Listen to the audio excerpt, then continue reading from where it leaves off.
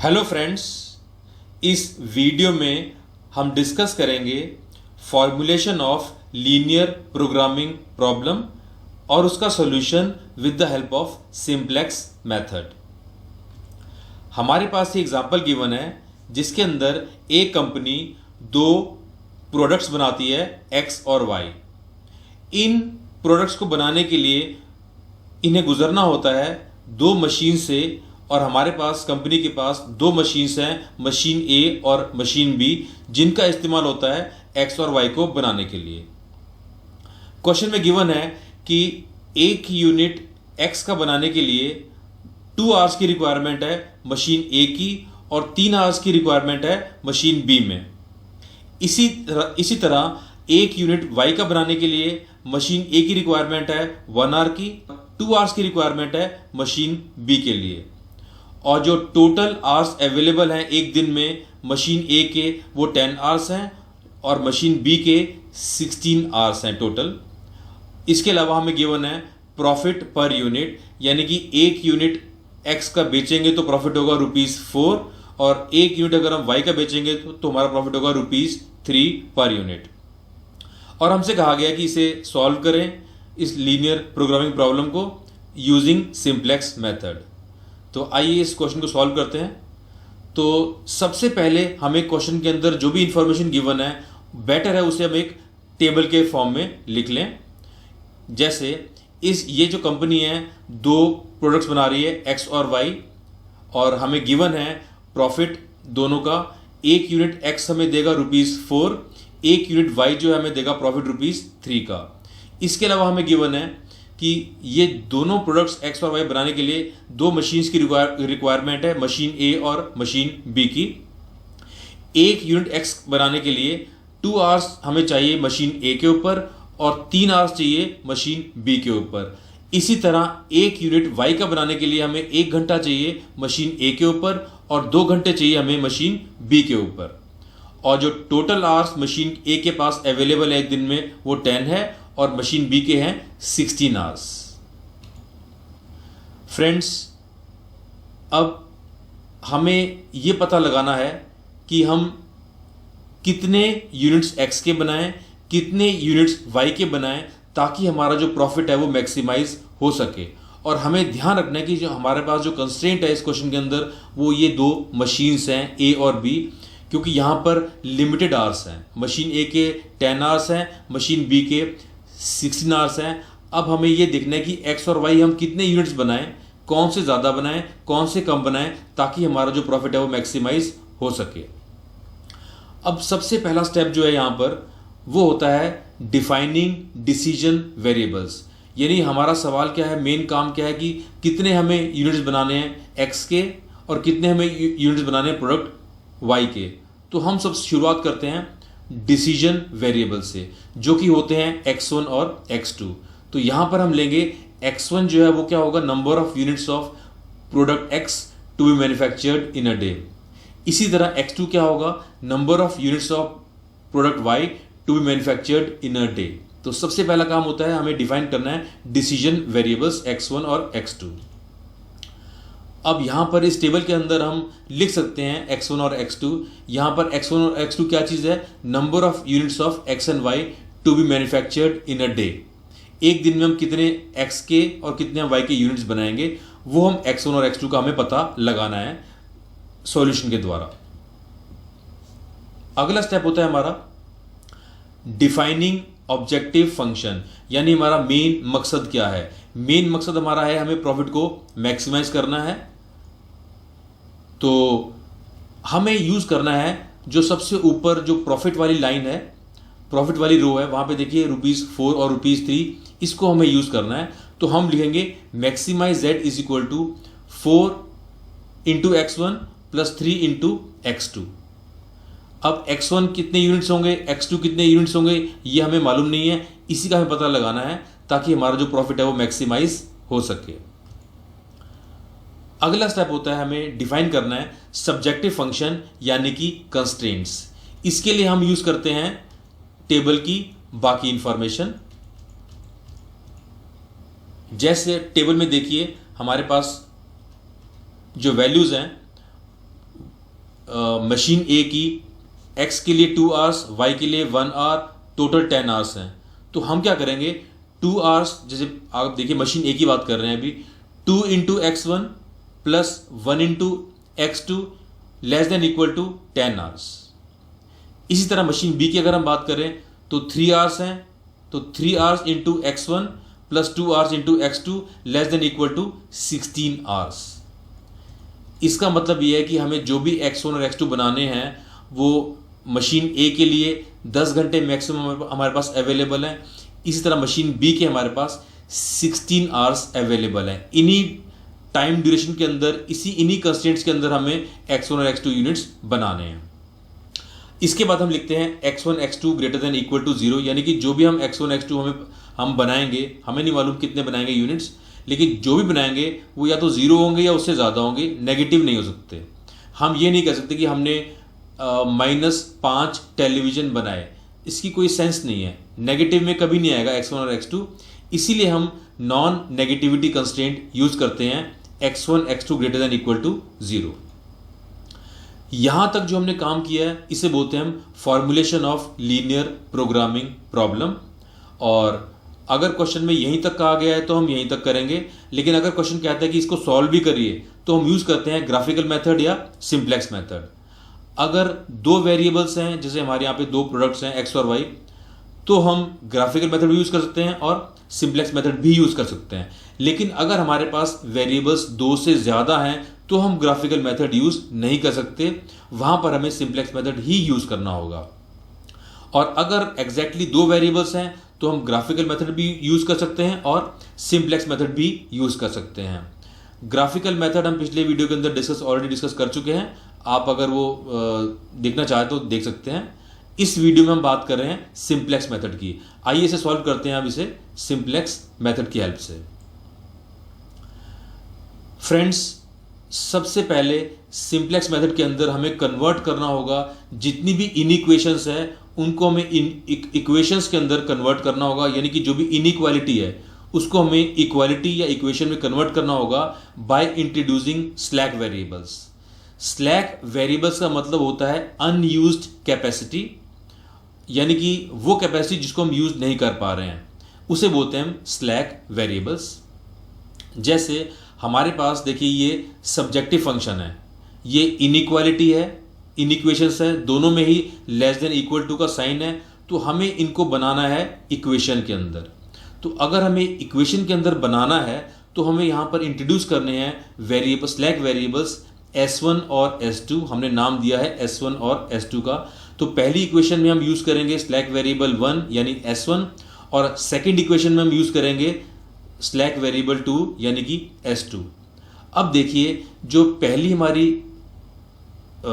Inequation है उसके अंदर लेफ्ट हैंड साइड छोटी है और राइट हैंड साइड 10 जो है वो बड़ा है। तो इस केस में अगर हमें इक्वेशन बनानी है तो जो हमारा स्लैक वेरिएबल आएगा वो लेफ्ट हैंड साइड पे आएगा। इसी तरह सेकंड इक्वेशन के अंदर लेफ्ट हैंड साइड जो है वो स्मॉलर है, राइट हैंड साइड 16 जो है वो ग्रेटर है।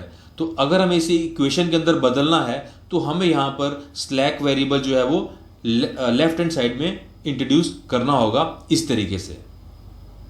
अब देखिए यहां पर हमारी जो इनइक्वेशन है वो इक्वेशन बन चुकी है।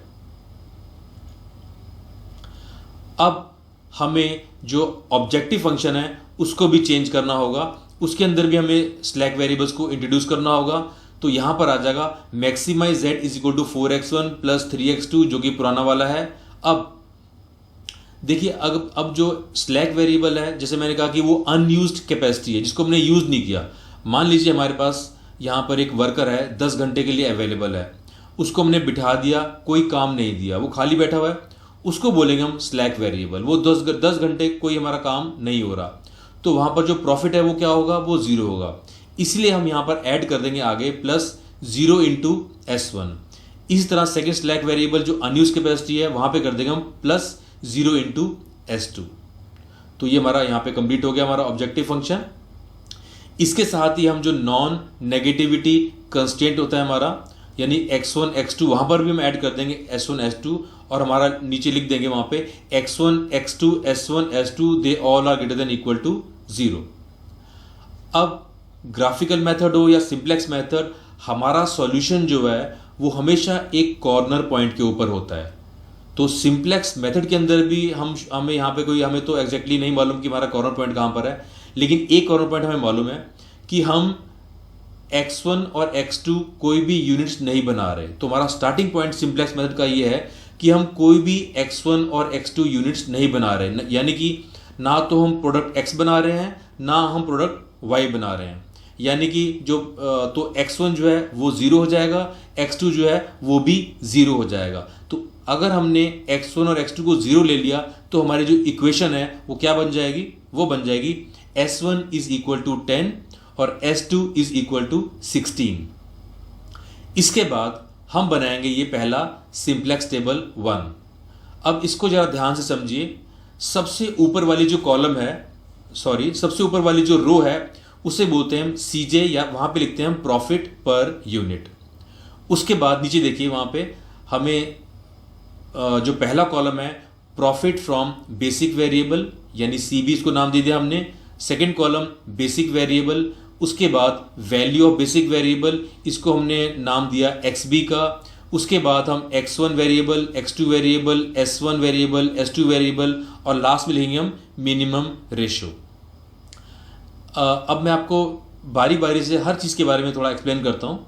तो सबसे पहले हम बात कर रहे हैं बेसिक वेरिएबल की।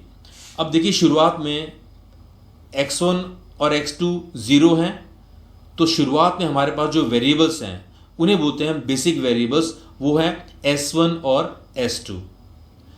अब जो हमारा ऑब्जेक्टिव फंक्शन है इसमें देखिए हमारे पास जो प्रॉफिट गिवन है, x1 का है 4, x2 का है 3, s1 का है 0, s2 का है 0।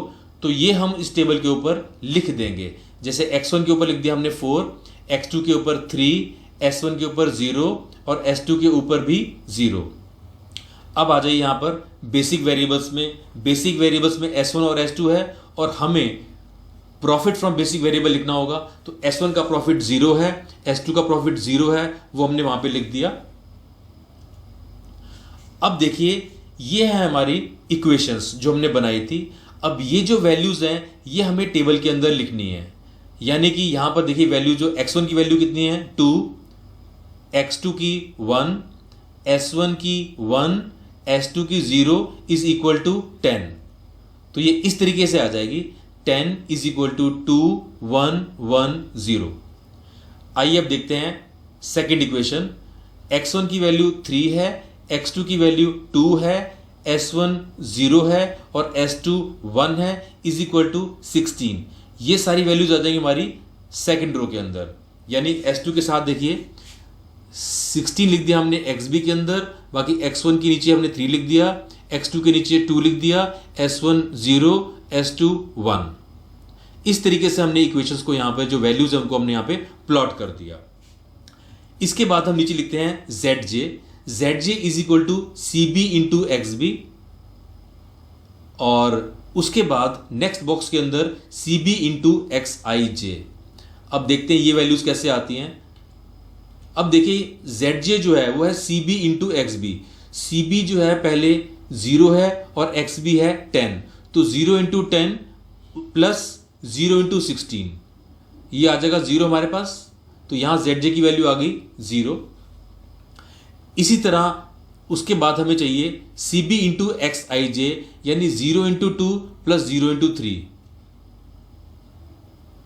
और 0 इंटू 1 प्लस 0 इंटू 2 x2 के लिए, और s1 के लिए 0 इंटू 1 प्लस 0 इंटू 0 और s2 के लिए 0 इंटू 0 प्लस 0 इंटू 1। तो सारी वैल्यूज ये 0 आ जाएंगी।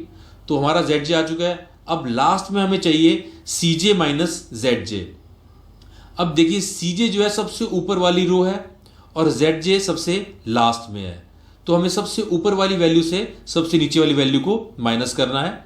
तो यानी कि 4 माइनस 0 4, 3 माइनस 0 3, 0 माइनस 0 0, 0 माइनस 0 0। तो हमारी जो लास्ट रो की वैल्यूज भी आ गई CJ माइनस zj, यानी नेट कॉन्ट्रीब्यूशन पर यूनिट।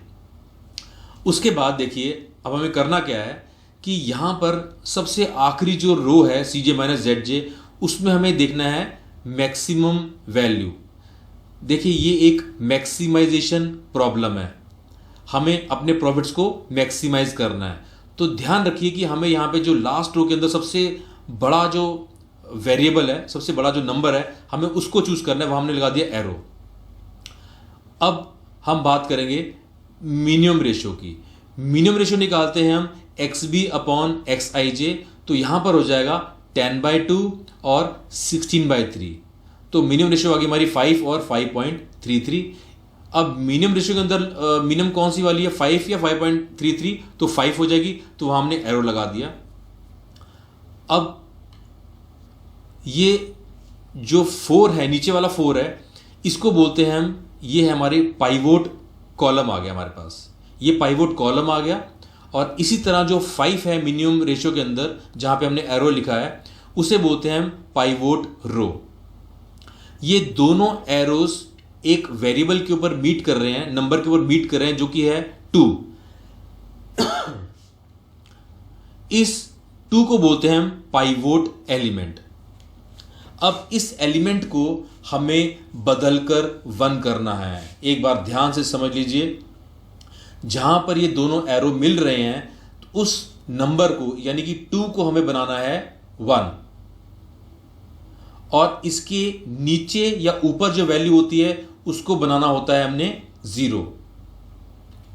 एक बात और, हमने जो ये काम किया है 2 एरोस का, पाइवोट रो का और पाइवोट कॉलम का, उसका मकसद क्या है?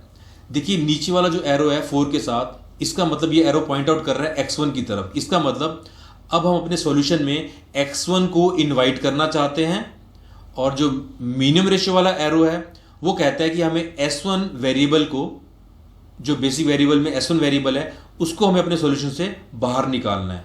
यानी हम x1 को अपने सॉल्यूशन में लेकर आएंगे और s1 वेरिएबल को हम सॉल्यूशन से बाहर निकाल देंगे।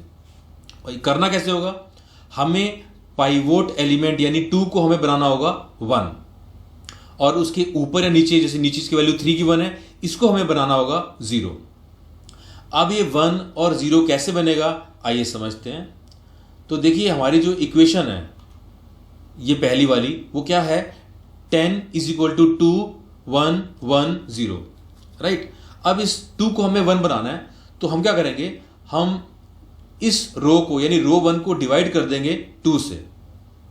ये करने से हमारे पास नई वैल्यूज आ जाएंगी, तो हमारा जो 2 है ऑटोमेटिकली 1 बन जाएगा। फिर हम बनाएंगे सिंप्लेक्स टेबल 2, और उसके अंदर हम लिख देंगे नई वाली वैल्यूज। अब रो 1 की नई वैल्यूज आ चुकी हैं, बेसिक वेरिएबल हमारा x1 आ चुका है, और उसका जो प्रॉफिट है 4, वो हमने प्रॉफिट फ्रॉम बेसिक वेरिएबल में लिख दिया। बाकी जो वैल्यूज है हमारी, वो हमारे पास आ चुकी हैं इस स्लाइड से, जहां पे हमने रो 1 को डिवाइड किया 2 से। अब हमें चाहिए नई वाली रो 2, तो उसको हमें पहले जो हम पिछला वाला सिंप्लेक्स टेबल है उसके अंदर हमें उसको वैल्यूज को ठीक करना होगा।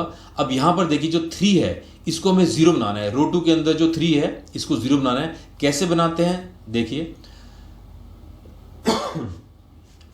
अब देखिए जो न्यू रो 1 तो हमने निकाल ली है, अब जो रो 2 है वो हम एज इट इज लिख देंगे, जो कि है 16 = 3 2 0 1। अब देखिए इस 3 को हमें 0 कैसे बनाना है। हम क्या करेंगे, रो 2 को हमें चेंज करना है, तो रो 2 माइनस रो 1 × 3। तो यानी कि हमें इस 3 को 0 बनाने के लिए हम रो 2 माइनस रो 1 × 3 कर देंगे इस तरीके से, और हमारे पास वैल्यूज जो हैं नई सेकेंड रो की वो आ जाएंगी, और इसको हम लिख देंगे अपने नए सिंप्लेक्स टेबल के अंदर। बाकी बेसिक वेरिएबल हमारा S2 ही रहेगा, उसका प्रॉफिट जो है प्रॉफिट फ्रॉम बेसिक वेरिएबल वो भी 0 ही रहेगा। अब हमें जो हमने काम किए है इसी को हमें अब बार बार रिपीट करना है। ZJ क्या होता है, CB × XB, यानी कि 4 × 5 + 0 × 1 20 आ जाएगा। और दूसरे वाले बॉक्स के अंदर हमें करना होगा CB × XIJ, यानी कि 4 into 1 plus 0 into 1, 4 into half plus 0 into half, 4 into half plus 0 into -3/2 और 4 इंटू 0 प्लस 0 इंटू 1।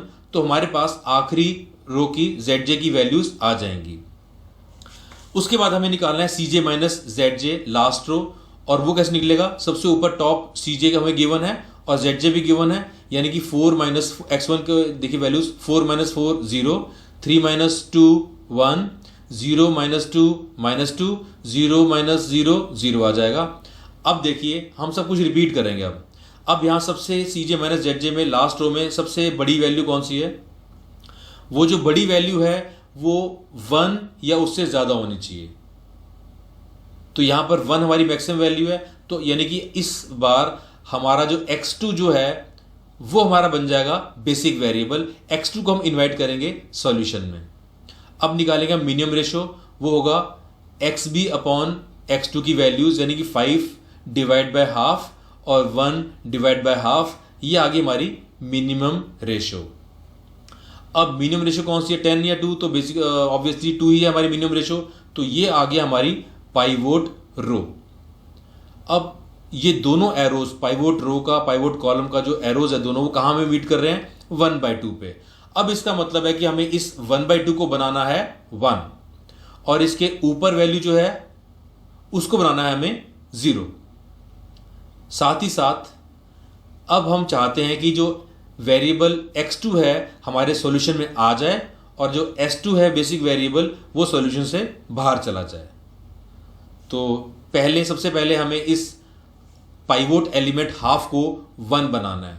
तो देखिए ये हमारी वैल्यूज आ जाएगी हमारे पास 1 = 0, हाफ -3/2 और 1। अब इस हाफ को हमें 1 बनाना है, तो क्यों ना हम इस सेकेंड रो को मल्टीप्लाई कर दें 2 से, तो ये हमारा 1 बन जाएगा। देखिए इस तरीके से हमने सारे एलिमेंट्स को 2 से मल्टीप्लाई कर दिया, तो नई वैल्यूज आ गई हमारी रो 2 की। अब हमने बनाया तीसरा सिंप्लेक्स टेबल, और यहां पर हमने लिख दी नई वैल्यूज सेकेंड रो की। अब हम फर्स्ट रो की नई वैल्यूज को यहां पर लिख देंगे। अब देखिए जो रो 1 है उसकी वैल्यूज हैं 5 = 1, हाफ, हाफ और 0। अब इस हाफ को हमें 0 बनाना है। ये हम कैसे बना सकते हैं?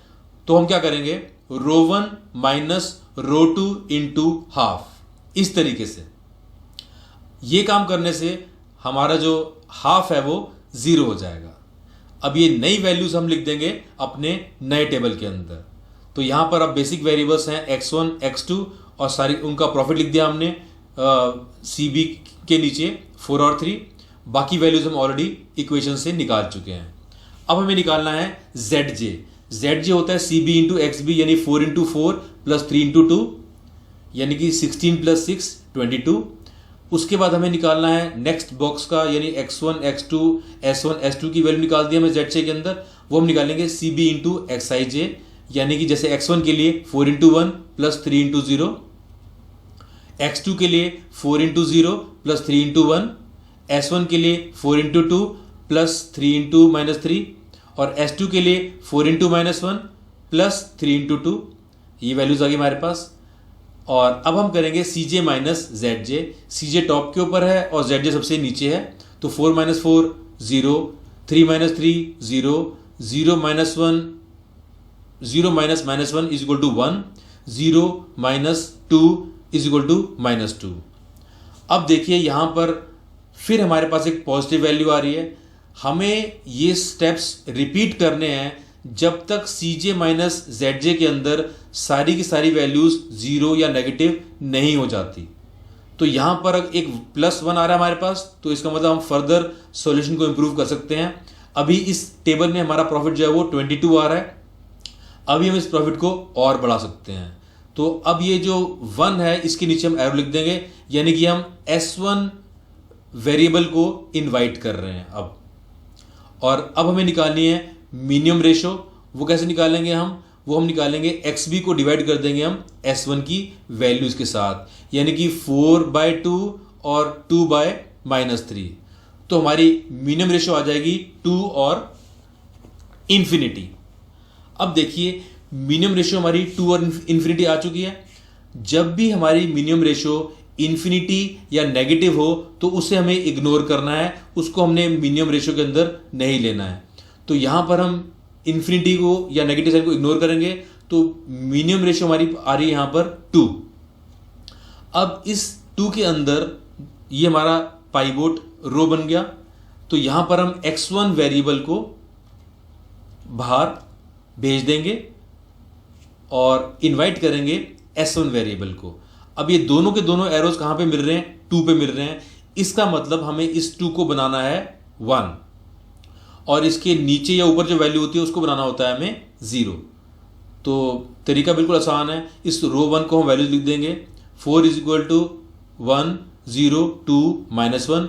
और अगर हम इस दोनों साइड्स को डिवाइड कर दें 2 से, तो हमारा जो ये लाल वाला 2 है वो 1 बन जाएगा इस तरीके से। तो हमारी नई वैल्यूज आ गई रो 1 की। अब रो 2 के लिए हमने वैल्यूज लिख दी 2 इज इक्वल टू 0 1 -3 और 2। अब ये -3 को हमें चेंज करना है और 0 बनाना है। तो इसके लिए हम क्या करेंगे? रो 2 प्लस रो 1 इंटू 3। अब देखिए यहां पर हमने जब इसको सॉल्व किया तो -3 हमारा बन जाएगा 0। अब हम नया बनाएंगे अपना सिंप्लेक्स टेबल। हमने सारी वैल्यूज लिख दी यहां पर। बेसिक वेरिएबल हमारा अब यहां पर s1 है और x2 है।